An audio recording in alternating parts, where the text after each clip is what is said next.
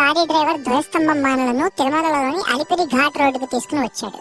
Alipiri ghat road ప్రవేశం దగ్గర ఒక్కసారి లారీ దిగి తిరుమల కొండ వైపు చూశాడు. తర్వాత ప్రసాద్ గారి దగ్గరికి వచ్చి, నా జీవితంలో అత్యంత ప్రమాదకరమైన డ్రైవ్ చేయబోతున్నాను సార్. అత్యంత బరువైన పొడవైన ధ్వజస్తంభం మానలు ఉన్న ఈ 16 చక్రాల లారీని ఈ 7 కొండల ఘాట్ రోడ్డుపై ఎక్కడా ఎట్టి పరిస్థితుల్లోనూ ఆపకుండా కొండ మీదకి తీసుకెళ్లాలి. కానీ ఎన్ని రోజుల్లో లారీని కొండ ఎక్కించగలనో చెప్పలేను. ఇది నా జీవితంలో ఎప్పుడూ చేయని ఒక పెద్ద సాహసం. ఇది ఒక సవాలుగా తీసుకుంటున్నాను. మధ్యలో బండరాళ్లు విరిగిపడవచ్చు, పిట్టగోడలు కూలిపోవచ్చు అన్నాడు. బండలు విరిగిపడినా పిట్టగోడలు కూలిపోయినా నిన్ను ఏమీ అనము అని ప్రసాద్ గారు అభయం ఇచ్చారు. డ్రైవర్ ఆ వెంకటేశ్వర స్వామిని తలుచుకుని తిరుమల కొండపైకి ప్రయాణం మొదలు పెట్టాడు. అక్కడి నుండి మలుపు తిరిగినప్పుడల్లా ఒక్కో ప్రమాదం జరుగుతూ ఉంది.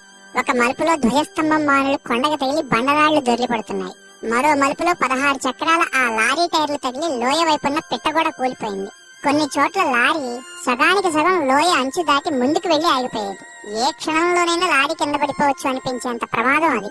75 అడుగుల ధ్వజస్తంభం మానులతో 16 చక్రాల భారీ లారీతో తిరుమల ఘాట్ రోడ్డుపై డ్రైవర్ చేస్తున్న ఈ భయంకరమైన ఫీట్లు చూసి వెనక కార్లలో ఉన్న టీటీడీ ఈవో ప్రసాద్ గారు, ఇంజనీర్లు భయంతో వణికిపోయారు.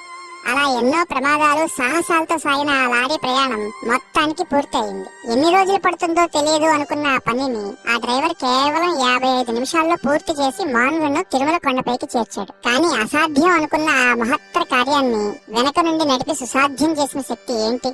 ఆ డ్రైవర్ చేసిన సాహసానికి పీవీఆర్కే ప్రసాద్ తదితరులు ఆనంద ఆశ్చర్యాలతో మునిగిపోయారు. ఆ లారీ తిరుమల కొండ చేరగానే కొత్త ధ్వజస్తంభం కోసం ఎదురు చూస్తున్న భక్తులు భక్తి పారవస్యంతో గోవిందా గోవిందా అని అరవగా తిరుమల కొండ గోవింద నామస్మరణతో మారుమోగిపోయింది. లారీ డ్రైవర్, స్వామి వారికి ఇంత గొప్ప సేవ చేసే అవకాశం లభించడం నా అదృష్టం అని ఆనందపడుతూ ఒక్క నయా పైసా కూడా రవాణా ఛార్జీలు తీసుకోలేదు. మొత్తానికి ధ్వజస్తంభం మాను తిరుమల కొండపై